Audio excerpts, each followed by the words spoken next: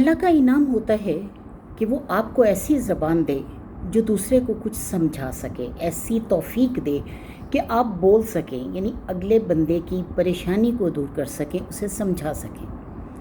اور اگر سننے والا اپنی پوری توجہ کے ساتھ سن رہا ہے تو الجھنیں خود بخود سلجھ جاتی ہیں۔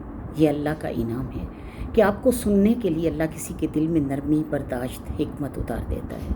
دوسروں کے الفاظ ہمارے ٹوٹے ہوئے دلوں، مایوس رویوں، تھکن زدہ جسم کے لیے خوشی، امید اور سکون کا باعث بن جاتے ہیں۔